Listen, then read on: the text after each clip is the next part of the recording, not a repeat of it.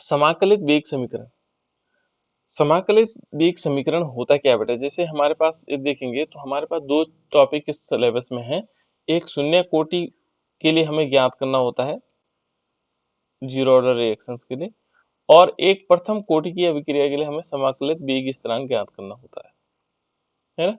समाकलित वेग स्थिरांक हमें जैसे मालूम भी है कि जो कोटि होती है अभिक्रिया की कोटि, वो एक कैसी राशि है बेटा, कैसी राशि है। यदि हम देखेंगे कोटि हम किसे कह सकते हैं, प्रायोगिक राशि, प्रयोग के द्वारा प्राप्त की जाती है ना। यानी कि जो हमारे पास क्या होगा, अभिक्रिया की कोटि किस प्रकार की राशि हुई, बताओ कौन सी। हाँ, प्रायोगिक प्रायोगिक राशि। राशि है ना। यानी कि प्रायोगिक राशि है। कैसी है, प्रायोगिक राशि। ये इंपॉर्टेंट शब्द हमारे लिए है कि ये प्रायोगिक राशि है। कौन सी वाली, अभिक्रिया की कोटि, है ना। अर्थात हम कह सकते हैं जो किसी अभिक्रिया का जो तात्क्षणिक वेग है, किसी अभिकारक की या उत्पाद की सांद्रता का समय के साथ खींचे गए जो आरेख होंगे, यदि हम समय के साथ क्या करेंगे, उसका जो आरेख खींचा गया है, समय के साथ खींचे गए आरेख से प्राप्त किया जा सकता है। ठीक है ना। अब देखो इसमें हम दो चीजें ध्यान रखना कि जो अभिक्रिया कोटि किस प्रकार से हम देखें, तो हम समय के साथ आरेख खींचते हैं। तो देखो समय और सांद्रता के साथ, है ना, सांद्रता का समय के साथ। तो मान लीजिए ये सांद्रता है,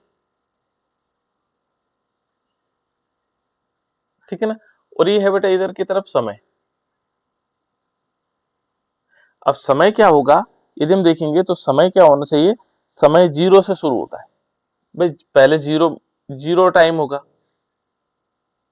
फिर मान लीजिए 10 मिनट हुआ, 10 मिनट लेते हैं, फिर हुआ 20 मिनट, फिर होगा 30 मिनट, समय आगे की तरफ बढ़ता है, ठीक है ना। 40 मिनट, है ना, 50 मिनट, इस टाइप से हम लिख सकते हैं। ये हमारे पास क्या होगा, समय है। टाइम ऐसे में क्या हो रहा है, बढ़ रहा है, यहाँ से शुरू करके ऐसे में बढ़ रहा है। जो सांद्रता होती है बेटा, जैसे सांद्रता देखेंगे तो सांद्रता मान लीजिए हमारे पास 10 ग्राम या 20 ग्राम, है ना। यहाँ पर 20 ग्राम ले लेते हैं, फिर 30 ग्राम ले लेते हैं, फिर 40 ग्राम, ऐसे बढ़ती हुई दिखाएंगे, है ना, और 50 ग्राम।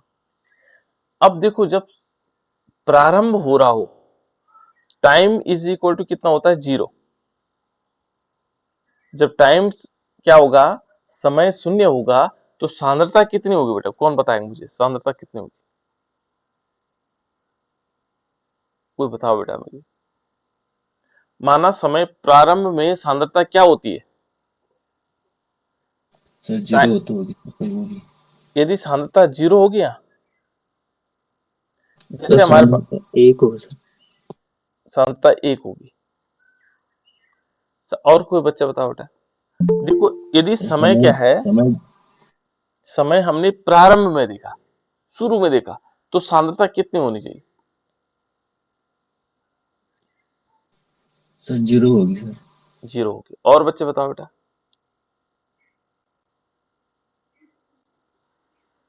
जब क्रिया प्रारंभ ही नहीं होगी, उस समय सांद्रता क्या होगी, मुझे बताना जीरो होगी सर। है। जीरो होगी, कौन बताए,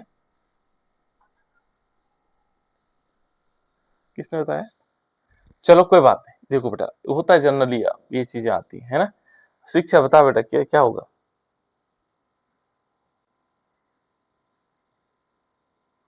माना समय हमारे पास जीरो है, तो सांद्रता कितनी होनी चाहिए, शिक्षा आता है या नहीं आता, यह सुनो। नहीं सर। नहीं मालूम है, दिव्या। Sir zero. जीरो होगी। प्रियांशी,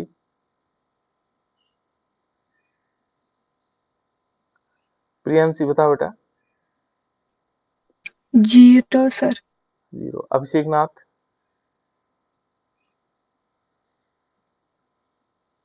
अभिषेक नाथ बताओ बेटा। Ayush, zero. Ayush zero sir. Zero. Vandana, sir zero. Sushma. Zero sir. अच्छा, सब बच्चे जीरो वाले हैं ना।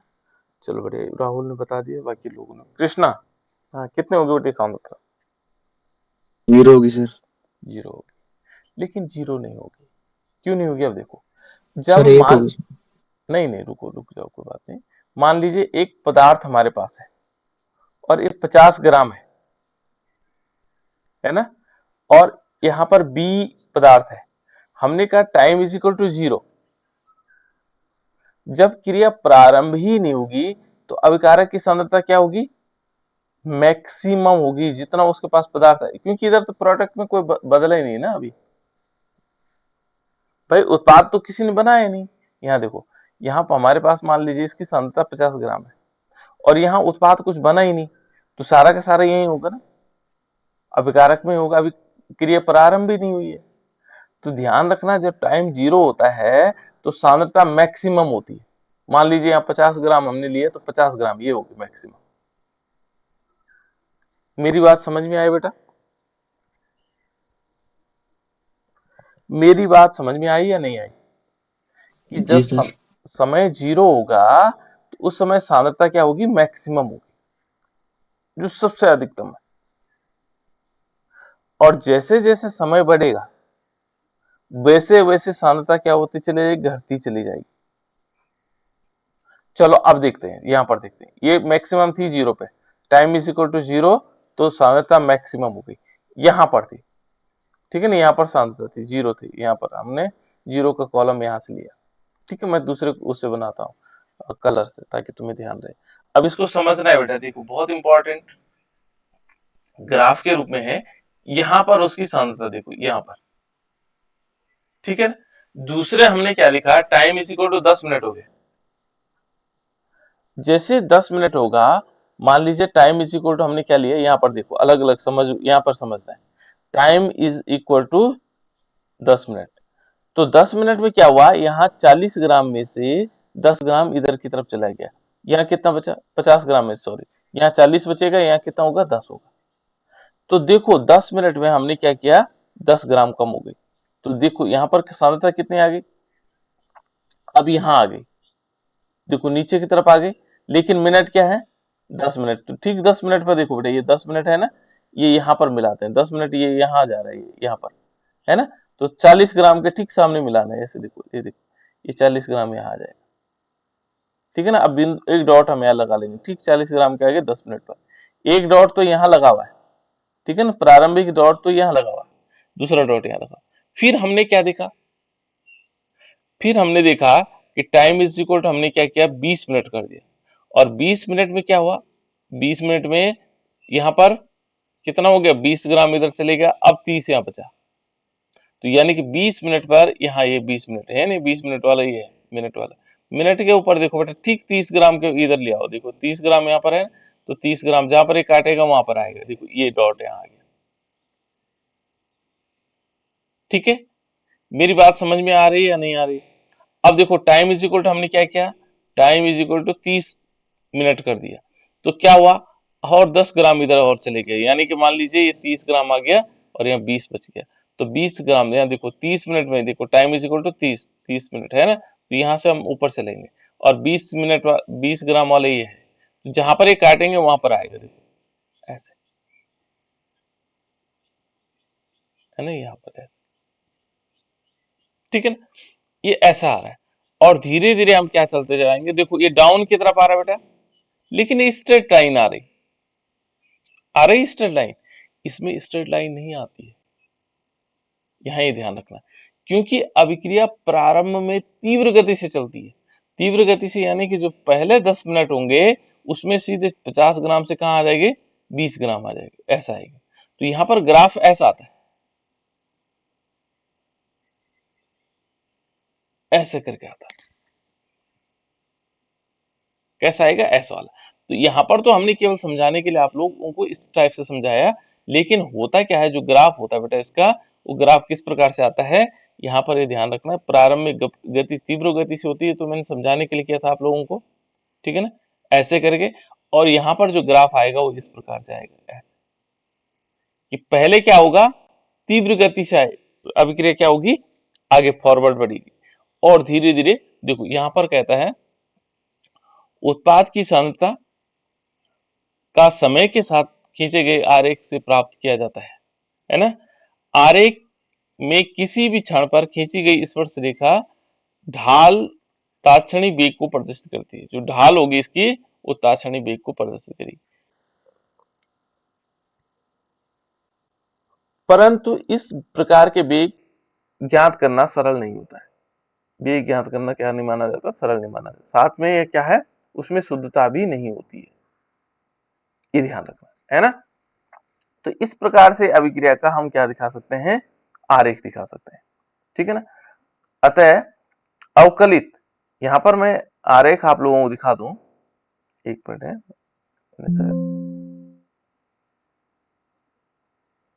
आरेख को मैंने यहां पर भी कॉल डेस्कटॉप पे भी ला रखा है। देखो ये है हमारे पास आरेख,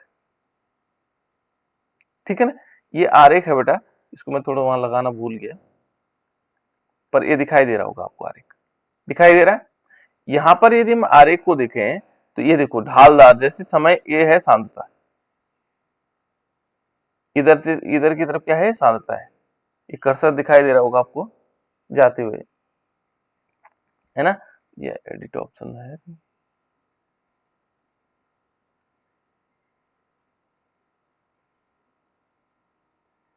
चलो बेटे ओपन नहीं हो रहा है, ओपन एज पीडीएफ देखो।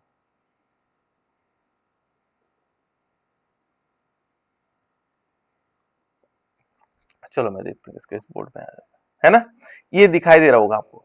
तो यहाँ पर क्या है कि यदि हम इसको देखेंगे तो किस प्रकार से दिखाई दे रहा है, ओ सॉरी,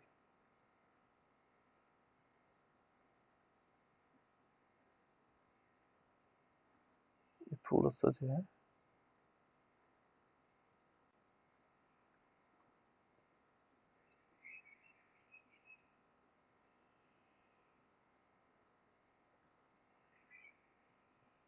स्केच बोर्ड काम नहीं कर रहा, ठीक है ना। चलो कोई बात नहीं, ये दिखाई दे रहा होगा। ऐसे ढालदार हमें क्या होगा, ये इधर की तरफ सांद्रता है, ये इधर की तरफ यदि हम बाएं तरफ देखेंगे तो सांद्रता है, और इधर की तरफ क्या है, धीरे धीरे नीचे टाइम है। तो टाइम के साथ वो एकदम पहले डाउन आ रहा है, फिर ऐसे जा रहा है। तो इस प्रकार से हम इसको दिखा सकते हैं, ठीक है ना बेटा। तो अब देख लिया होगा आप लोगों ने किस टाइप से हम इसको दिखा सकते हैं। तो ये हमारे पास क्या आ जाएगा, इसकी सांद्रता के लिए आ जाएगा। उसके बाद देखो बेटा, ये कहता है अतः अवकलित वेग समीकरण के स्थान पर समाकलित वेग समीकरण प्राप्त किया जाता है, ठीक है ना। यहाँ पर ये स्थान है बेटा, ये जो सीन लिखा हुआ ना, ये स्थान है, ठीक है ना।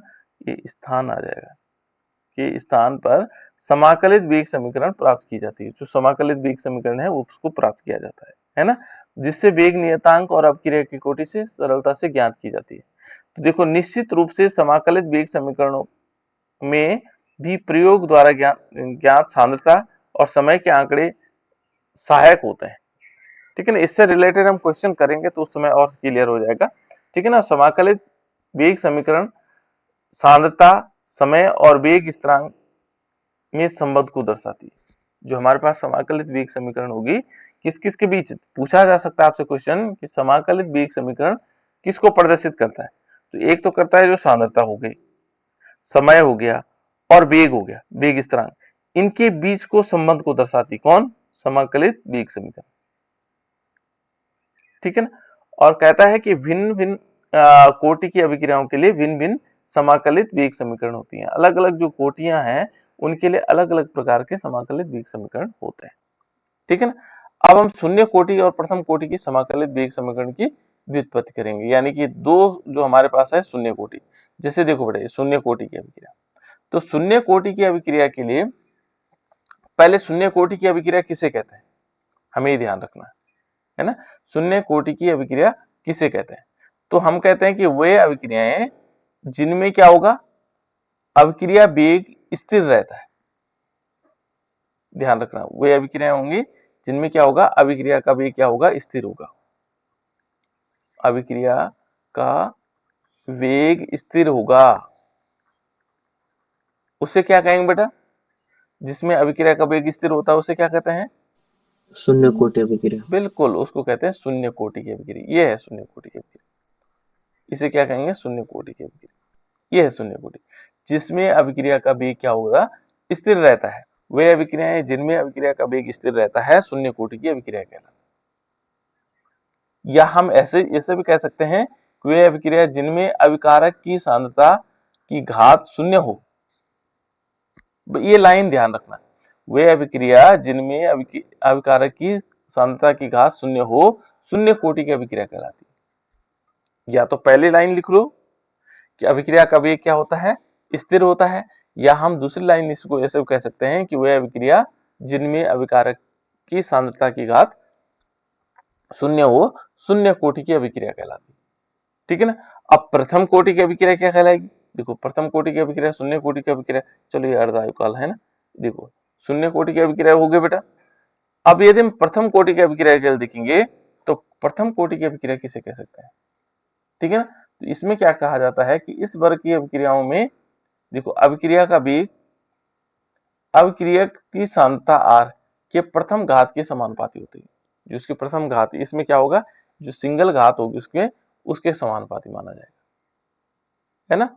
इस प्रकार यानी कि इसकी घात 1 होती है। तो शून्य कोटि और प्रथम कोटि के देख लिया। अब देखो बेटा हम करते हैं शून्य कोटि की अभिक्रिया के लिए, है ना। पहले हम देखेंगे शून्य कोटि की अभिक्रिया के लिए, और इसमें लिखा नहीं हमने शून्य कोटि वाला, है ना। चलो कोई बात नहीं, हम कर लेते हैं, एक मिनट है, इसको चेक करते हैं।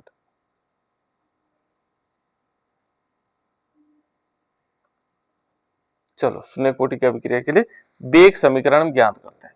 तो पहले शून्य कोटि की अभिक्रिया के लिए किस प्रकार से आएगा, यदि हम शून्य कोटि की अभिक्रिया के लिए वेग समीकरण ज्ञात करना चाहेंगे तो किस प्रकार से आ सकता है। देखो शून्य कोटि की अभिक्रिया हमारे पास है ना, तो शून्य कोटि की अभिक्रिया के लिए सबसे पहले हम क्या करेंगे, इसमें अलग अलग माने जाते हैं बेटा, अलग अलग किताबों में अलग अलग चीजें मानी गई है। तो उसके लिए हम क्या करेंगे, मान लीजिए कोई हमारे पास क्या है, अभिकारक है, हमारे पास क्या है, कोई अभिकारक है। अभिकारक को हम दिखाते हैं R से, और एक इसमें कन्वर्ट हुआ प्रोडक्ट में। ये हमारे पास रासायनिक समीकरण के लिए बनेगी, जनरल रासायनिक समीकरण।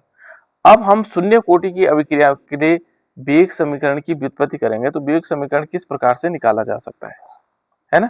तो जो वेग समीकरण होता है वो किस प्रकार से निकाला जा सकता है, तो सबसे पहले हम क्या करेंगे इसमें कि इसके लिए वेग निकालना चाहेंगे। तो वेग कैसे आएगा, अभिक्रिया का वेग बताओ बेटा, इसमें इस अभिक्रिया के लिए अभिक्रिया का वेग बताओ,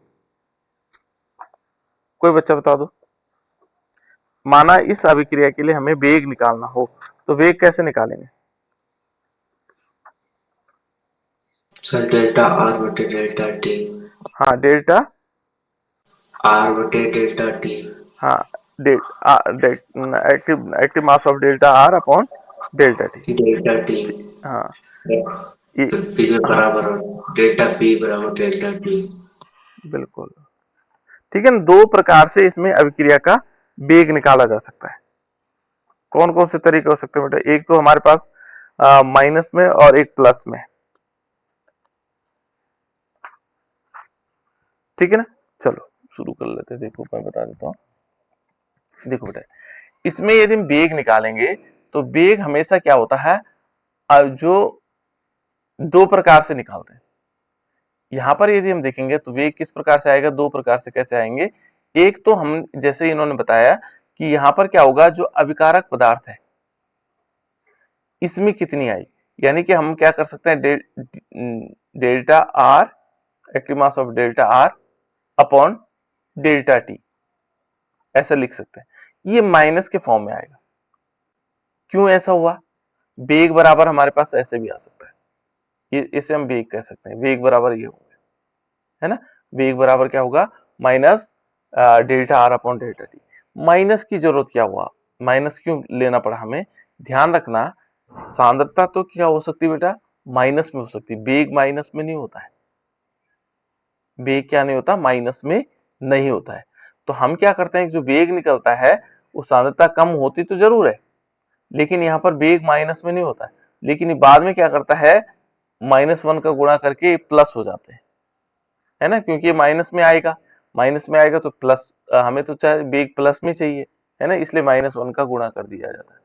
तो एक तो हम वेग ऐसे निकालते हैं। दूसरा हमने पढ़ा है कि जो अभिक्रिया का वेग होता है वो अभिकारक की सांद्रता के समानुपाती होता है। एक तो हमने ऐसा निकाल दिया, ये वाला एक वेग तो हमने ऐसा निकाल दिया, है ना।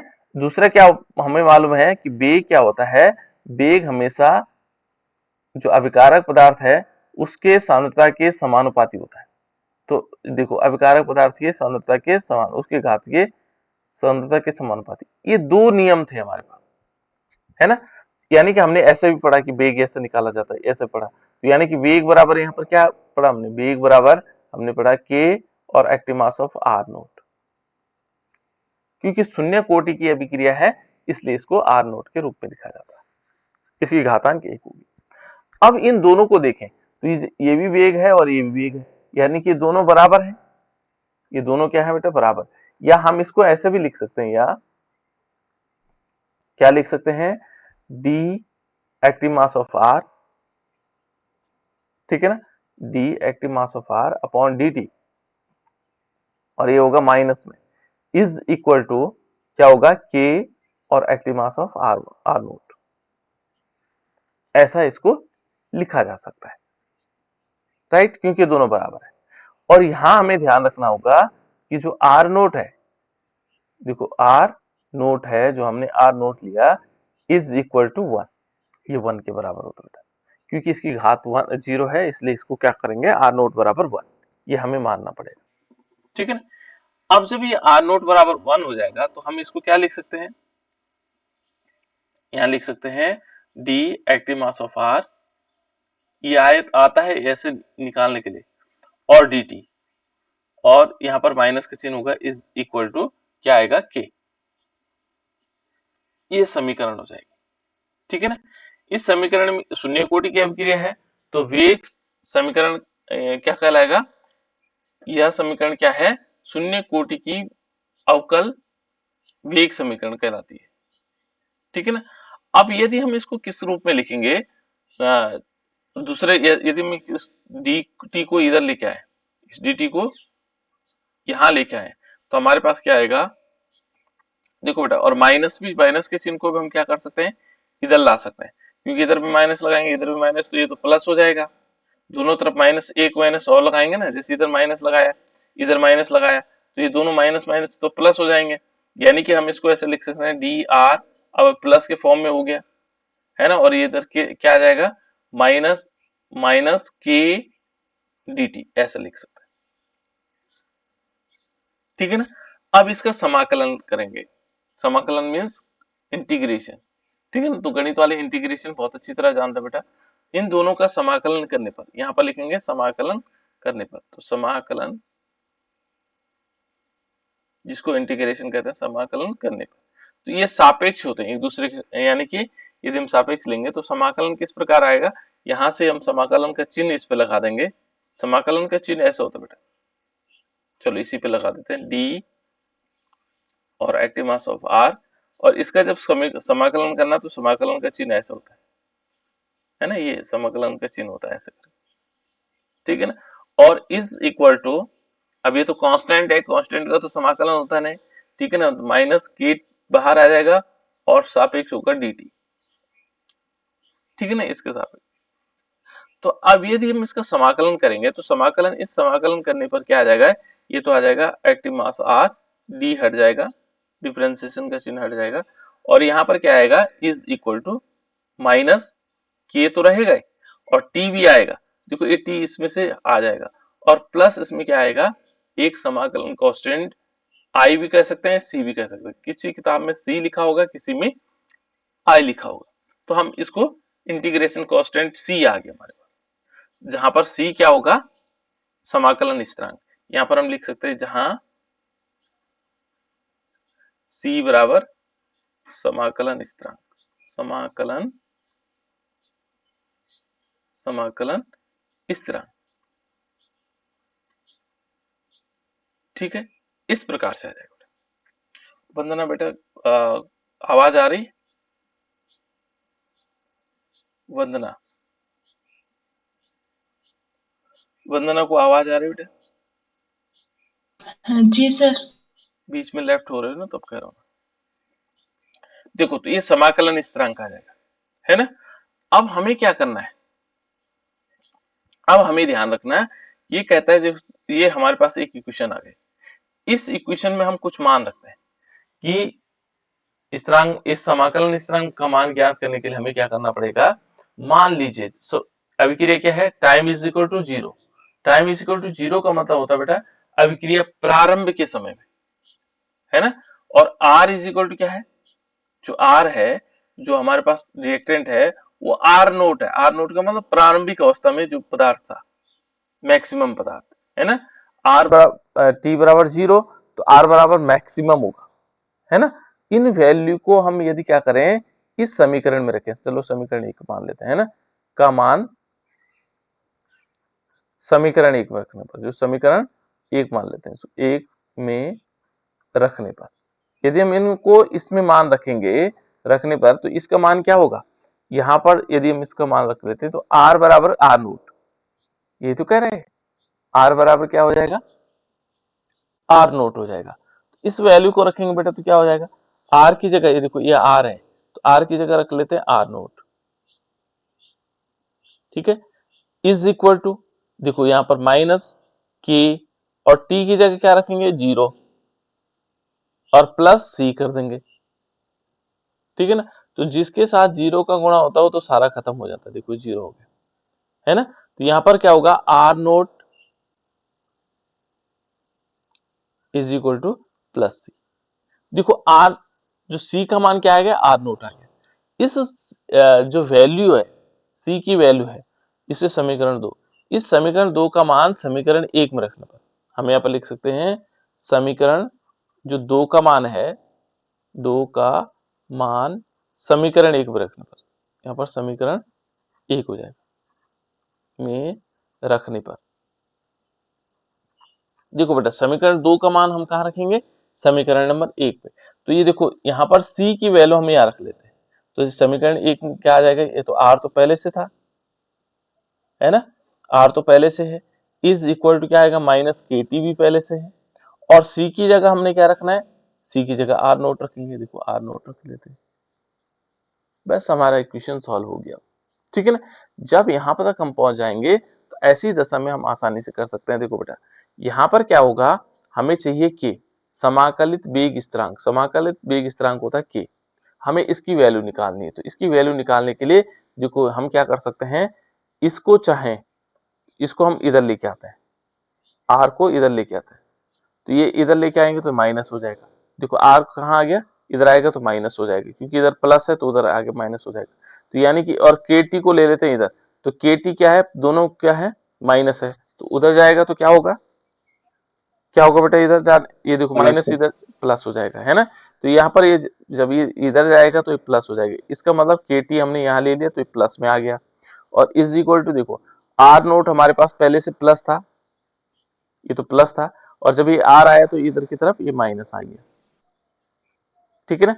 अब देखो ये हमारे पास ये वैल्यू आ गई, इसको हम और भी चेंज कर सकते हैं, तो हमें के चाहिए केवल, के बराबर क्या आएगा, ये हम दिखा सकते हैं R naught minus R active mass of R upon t. ये हमारे पास समाकलित वेग स्थिरांक आ जाएगा, किसके लिए, शून्य कोटि की अभिक्रिया के लिए। ये है बेटा शून्य कोटि की अभिक्रिया के लिए समाकलित वेग स्थिरांक। क्लियर, इतनी बात समझ में आ गई कि नहीं, इसका चाहो तो स्क्रीनशॉट खींच लो किस प्रकार से होना है, और इसकी प्रैक्टिस करनी, क्योंकि ये इस बार आएगा बोर्ड एग्जाम में,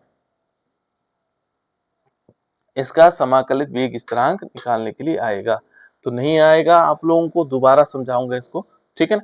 अब इसके बाद दूसरा नंबर आता है बेटा अर्धायुकाल, शून्य कोटि की अभिक्रिया के लिए अर्धायुकाल। तो शून्य कोटि की अभिक्रिया के लिए पहले हम देख रहे हैं कि यहाँ पर हमें देखना क्या है, अर्धायुकाल क्या होता है, कि अर्धायुकाल समझते हैं आप लोग, अर्धायुकाल समझते हो या फिर नहीं समझते, अर्धायुकाल किसे कहते सर आधा समय। हैं, आधा समय, है ना, आधा समय में। तो जैसे माने ये हमारे पास इतनी बड़ी छड़ है, ठीक है ना, और इसका अर्धायुकाल माना 50 वर्ष है, तो क्या मतलब हुआ इसका, कोई बता सकता है बेटा, ये 10 वर्ष है, या 2 वर्ष है, चलो मान लीजिए 2 वर्ष ले, 2 वर्ष है, इसका अर्धायुकाल 2 वर्ष है। इसका मतलब क्या हुआ? 2। यह जो छड़ है ना, ये 2 वर्ष में आधा खत्म हो जाएगी, ये खत्म हो गई अर्धायुकाल, ये डिसअपियर हो गया।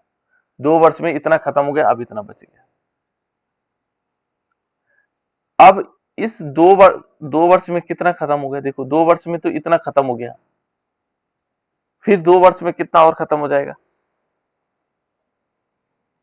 1 वर्ष। नहीं नहीं नहीं, 2 वर्ष में कितना, अब इतना बचा हुआ है ना हमारे पास, ये कितने वर्षों में खत्म होगा?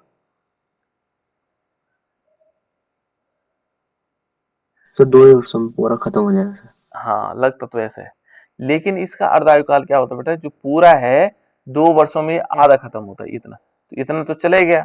फिर क्या होगा? 2 वर्षों में इसका भी आधा खत्म होगा, पूरा नहीं हो गया खत्म, आधा खत्म होगा। फिर जो ये बचा हुआ है ना, इसका भी क्या होगा? 2 वर्षों में फिर ये आधा खत्म होगा, पूरा नहीं होगा। तो ये है बेटा अर्धायुकाल। ऐसा नहीं कि पूरा का पूरा खत्म हो जाएगा, 2 वर्ष में इतना खत्म तो 2 वर्ष में इतना खत्म। जो पदार्थ अवशेष रह जाएगा उसको भी 2 वर्ष, आधा होने में 2 वर्ष लगेगा। समझ में आया? ये है अर्धायुकाल, थोड़ा सा डिफरेंट है, ठीक है ना। देखो किसी अभिक्रिया में, देखो किसी अभिक्रिया में अभिकारक प्रारंभिक सांद्रता के आधा होने में लगने वाला समय उसके अर्धायुकाल कहलाता है। आधा होने में प्रारंभिक समय, मान लीजिए हमारे पास 50 ग्राम पदार्थ है और 50 ग्राम पदार्थ है, इसके अर्धायुकाल 2 वर्ष है, तो 2 वर्ष में क्या हो जाएगा? 25 ग्राम बचेगा हमारे पास। 2 वर्ष बाद क्या होगा? 25 ग्राम बचेगा। लेकिन फिर 2 वर्ष बाद क्या होगा? फिर 2 वर्ष बाद फिर क्या होगा? ये खत्म नहीं हो जाएगा, ये 12.5% ग्राम बचेगा। फिर 2 वर्ष बाद फिर क्या होगा? इसका आधा करेंगे, 6.25 ग्राम बचेगा। ऐसे ऐसे करके होता है, ये एकदम खत्म नहीं होने वाला है, ठीक है ना। तो ये है अर्धायुकाल, शून्य कोटि की अभिक्रिया के लिए अर्धायुकाल। अब हमें इसके लिए फॉर्मूला निकालना है, तो हमने शून्य कोटि की अभिक्रिया के लिए अभी फॉर्मूला निकाला था कि K is equal to R naught minus R upon T, बटे टी। ठीक है ना। अब ये देखो इसके अनुसार यदि देखेंगे, इसके अनुसार क्या है कि शून्य कोटि की अभिक्रिया के लिए अर्धायुकाल किसी अभिक्रिया में अभिकारक की प्रारंभिक सांद्रता, ध्यान रखना कौन सी? प्रारंभिक सांद्रता के आधा होने में लगने वाला समय उसका अर्धायुकाल कहलाता है टी हाफ। इसे हम टी हाफ से दिखाते हैं। और प्रारंभिक जो सांद्रता होती है, प्रारंभिक सांद्रता हम किससे दिखाते हैं? आर नोट से दिखाते हैं। किससे दिखाते हैं बेटा? आर नोट से। ये प्रारंभिक सांद्रता, प्रारंभिक सांद्रता का को आधा होने में लगने वाला जो समय होगा वो अर्धायुकाल कहलाएगा। यानी कि t half is equal to क्या हो गया हमारे पास? Are note by 2।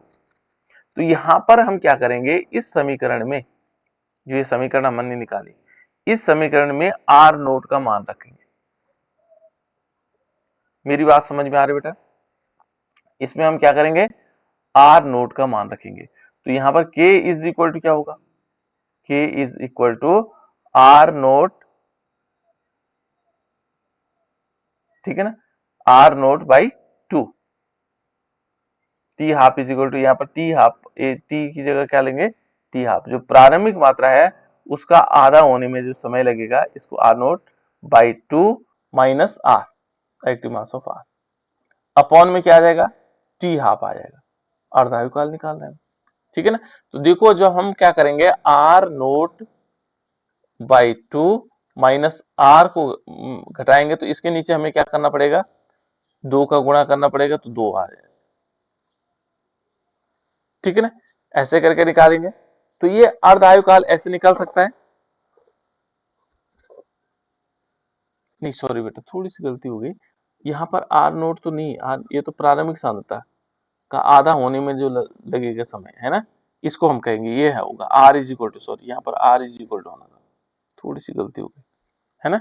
यहाँ पर जो हमारे पास आर होगा, टी यहाँ पर हम अर्धायुकाल, सॉरी इसको पूरा लिख लेता हूँ मैं दोबारा से, गड़बड़ हो जाएगा ऐसे। पहले हम ये निकाल लेते हैं किस प्रकार से कि ये जो है हमारे पास k इज इक्वल टू क्या होगा? ये होगा आर नोट माइनस आर और अपॉन टी। तो इसमें यदि हम देखेंगे अर्धायुकाल के लिए तो टी बराबर होगा हमारे पास टी हाफ, ठीक है ना, और आर होगा जो अभिकारक होगा, ये होगा आर नोट बाई 2, क्योंकि अभिकारक जो पदार्थ होगा उसकी जो सांद्रता होगी, है ना, जो परिवर्तन होगा वो आर नोट बाई 2 होगा, कि जितना उत्पाद में परिवर्तित हुआ यहाँ उत्पाद में परिवर्तित हो जाएगा, तो उसे कहेंगे आर नोट बाई 2, ठीक है ना। अब हम क्या रख सकते हैं, इस वैल्यू को यहां रख लेंगे, तो यहां पर k इज इक्वल टू क्या आएगा, k is equal to R naught तो पहले से था, ठीक है ना, और माइनस क्या आएगा, इस r की जगह क्या रखेंगे, आर नोट बाई 2 ऐसे रख लेंगे। अब देखो यहां पर इसको जब हम सॉल्व करेंगे बेटा, देखो R naught minus R note by 2, इसको सॉल्व करते हैं तो इसमें क्या होता है, बराबर करने के लिए यहाँ पर 2 का गुणा, यहाँ 2 का गुणा, ऐसे करते हैं, है ना, हर समान करने के लिए। तो यहाँ पर क्या आएगा, 2r naught minus R naught और बाई 2 है। देखो बेटे 2r है, 2r नोट है, उसमें से एक r नोट चले गया तो कितना बचेगा, r नोट ही तो बचेगा, तो r नोट बाई 2 हमारे पास बचेगा इसमें से, इसको सॉल्व करने के बाद, है ना। और यहाँ बटे में कितना है, टी हाफ है, यहाँ पर क्या है, टी हाफ, ठीक है ना। इसको सॉल्व करने के बाद हमें क्या मिलेगा, ऊपर मिलेगा आर नोट, देखो आर नोट, है ना, और नीचे क्या होगा, 2 इंटू टी हाफ, ये तो आएगा, और ये बराबर के क्या आएगा। लेकिन हमें तो निकालना इस समय अर्धायुकाल, तो अर्धायुकाल को इसको यहां ले लेंगे और इसको नीचे ले लेते हैं, तो यानी कि जो टी हाफ है, टी हाफ बराबर हमारे पास क्या आएगा, आर नोट बाई 2 के। तो ये हमारे पास क्या होगा, इसको हम कह सकते हैं कि ये हमारे पास क्या होगा, अर्धायुकाल होगा, ऐसे निकाल लेंगे ये अर्धायुकाल के, ये अर्धायुकाल के लिए फॉर्मूला बेटा ध्यान रखना, किसकी अर्धायुकाल के लिए, शून्य कोटि की अभिक्रिया के अर्धायुकाल के लिए फॉर्मूला है, राइट। तो इस प्रकार से हम निकाल सकते हैं, तो ये ध्यान रखना है आपको। आज की वीडियो आप लोगों को मुझे लगता है एक दो बार देखनी पड़ेगी, है ना, क्योंकि बहुत सारे बच्चे और उनको बार बार क्या करना है, आपको कॉपी और पेन लेना है और उसको उसी प्रकार से सॉल्व करना है यहाँ तक, ठीक है ना। घर में अभी जब इसके बाद क्लास ओवर हो जाएगी उसके बाद 2-3 बार बैठ करके इसको सॉल्व करना है कि शून्य कोटि की अभिक्रिया किस प्रकार से निकाली जा सकती है, ठीक है बेटा। अब ये प्रश्न है इस पे देखो, और ये प्रश्न पूछे भी जाते हैं, काफी इंपॉर्टेंट क्वेश्चन होते हैं, ठीक है ना। ये कहता है देखो आर नोट माइनस आर बराबर के टी शून्य कोटि की अभिक्रिया के लिए समाकलित वेग समीकरण है। ये देखो यहां पर इसने सीधे दिया, फॉर्मूला दे रखा है, R naught minus R is equal to k t. इसको हम ऐसे भी लिख सकते हैं बेटा, के इज इक्वल टू क्या होगा, देखो आर नोट माइनस आर, ठीक है ना, और बटे में क्या कर देंगे टी। तो वही तो फॉर्मूला हमारे पास प्रथम शून्य कोटि की अभिक्रिया के लिए, ये फॉर्मूला दिया हुआ शून्य कोटि का समाकलित वेग समीकरण है। यदि देखो यदि 80% अभिक्रिया पूर्ण होने में 160 मिनट लगते हैं तो वेग स्थिरांक का मान की गणना कीजिए। देखो 80% पूर्ण होने में हमें करना क्या है कि एक काल्पनिक चीजें देखनी, कि मान लीजिए हमारे पास यहाँ पर क्या है, ये रिएक्टेंट है और इधर की तरफ प्रोडक्ट बन रहा है, ठीक है ना। तो टाइम इज इक्वल टू 0, तो यहाँ पूरा का पूरा रिएक्टेंट यहाँ होगा, माना रिएक्टेंट क्या था, यहाँ पर आर होगा हमारे पास, है ना। यहाँ क्या होगा, कुछ नहीं होगा। अब ये कहता है 160 मिनट, यानी कि टाइम इज इक्वल टू कितना हो गया, 160 मिनट हो गया, है ना। यहां से क्या हो गया, 80% यहाँ चले गए, यानी कि इसका 80% यहाँ चले गया आर का,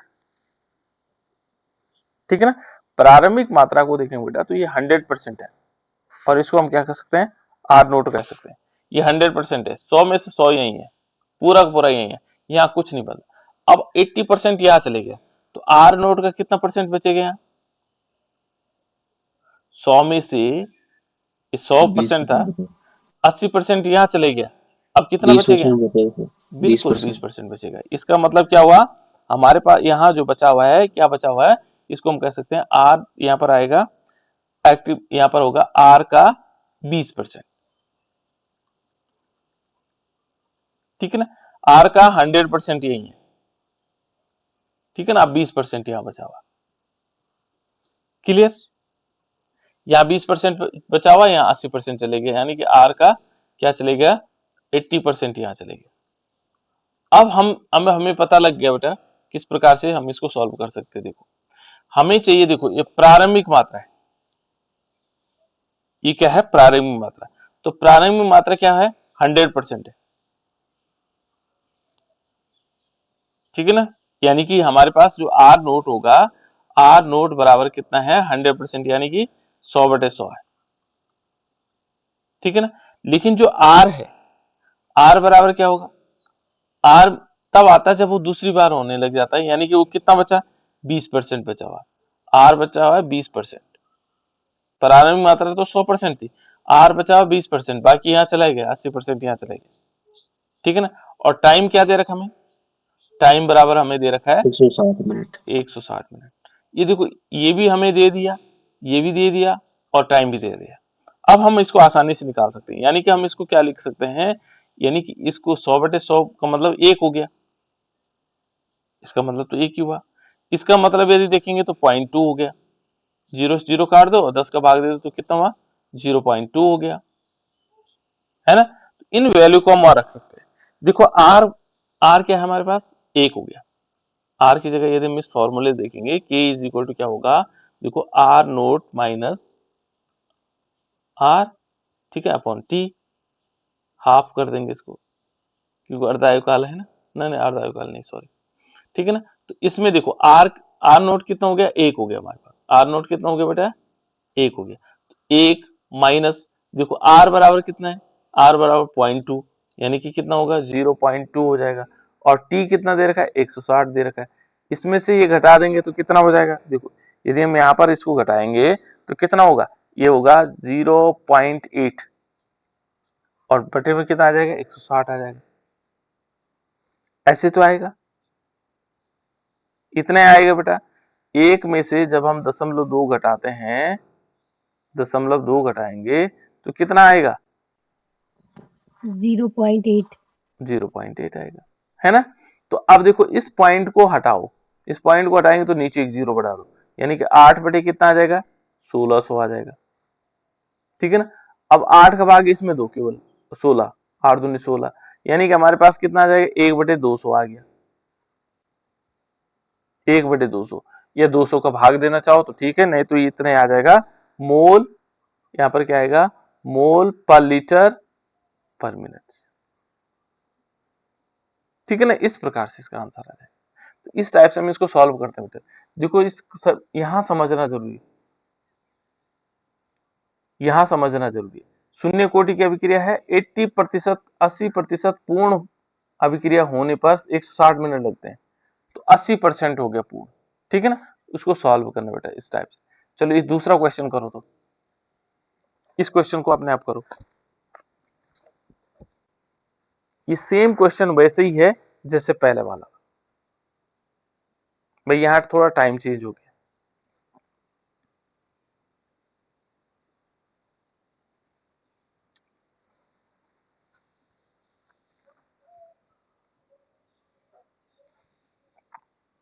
इसको करो बेटा जल्दी से, कितना आपका आंसर आया है जल्दी से करो।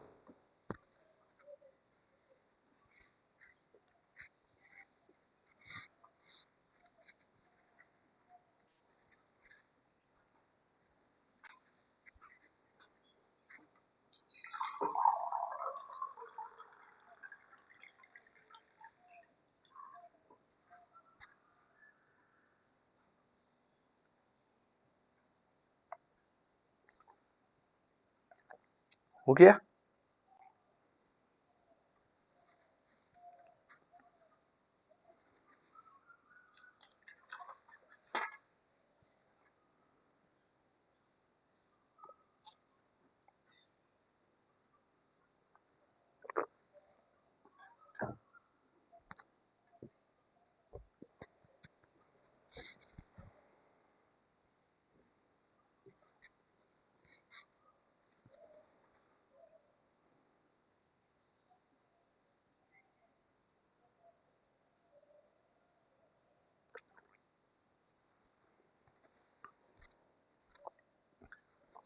हो गया बेटा या नहीं हुआ?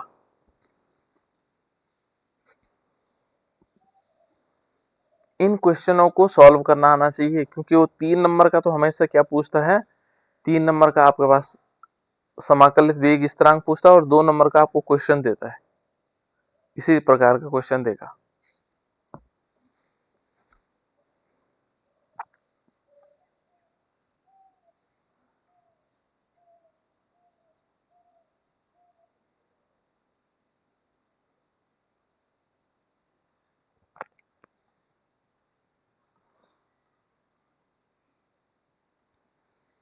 फिफ्टी परसेंट पूर्ण होने में 80 मिनट लगते हैं।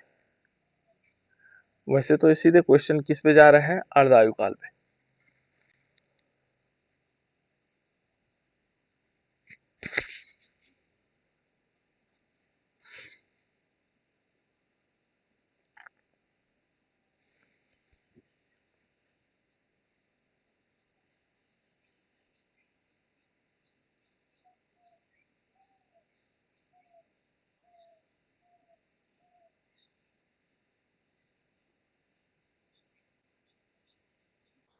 आया बेटा आंसर या नहीं आया?